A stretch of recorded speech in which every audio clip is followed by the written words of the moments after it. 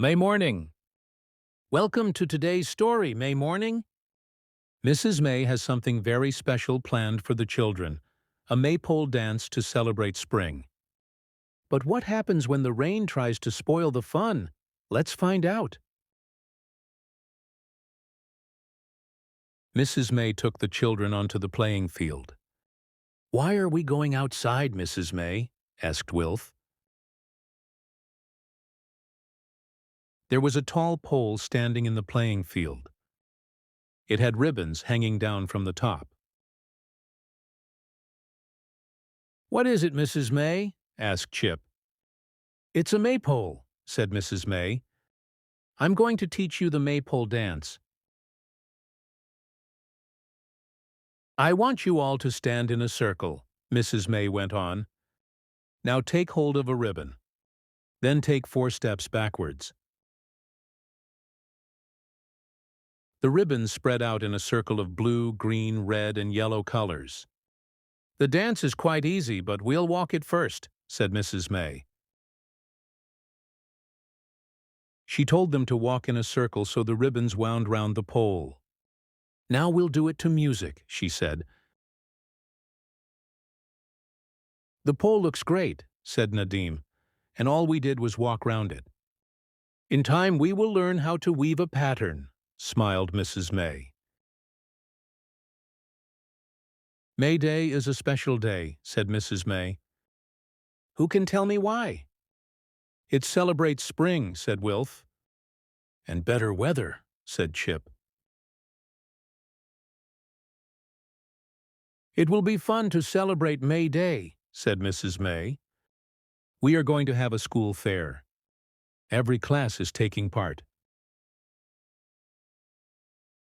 There was a lot to do to prepare for May morning. Some children were going to sing a song. The children in Wilma's class painted big pictures of birds and flowers to go round the playground wall. Mrs. May's class worked hard at the maypole dance. They had to remember which way to skip with the ribbons round the maypole. 2 children were chosen to be King and Queen of the May. "Her dress is nice," said Biff, "but I'm glad I don't have to wear it." At last it was May morning, but it was teeming with rain. The pictures on the playground wall were soaked. The maypole was standing in a pool of water. "We can't dance round that," said Chip. "It's going to rain all day," said Nadim's mum. "It's such a shame." "We will have to celebrate May morning indoors," said Mrs. May. "But what about the maypole dance?" asked Biff. "Cheer up, we can still do it," said Mrs. May. "Leave it to me. We will do the maypole dance in the hall." "I'll be the maypole," said Mrs. May. She held up the top of the pole with the ribbons on it. The children took their places round Mrs. May, and the music began. Everyone clapped as the children began to dance. The ribbons began to weave into a pattern. The music did not stop, so the children went on dancing. The pattern went lower.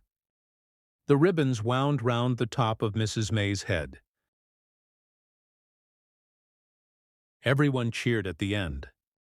"So Mrs. May saved the day," said Mum. "That's true," said Nadim's mum.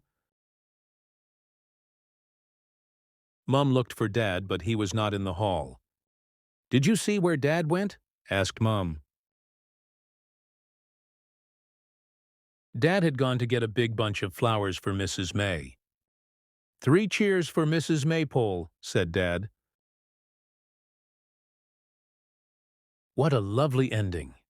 Even though the rain poured down, Mrs. May saved the day and the children still enjoyed their May morning dance. Thank you for listening, and don't forget to join us again for more wonderful stories.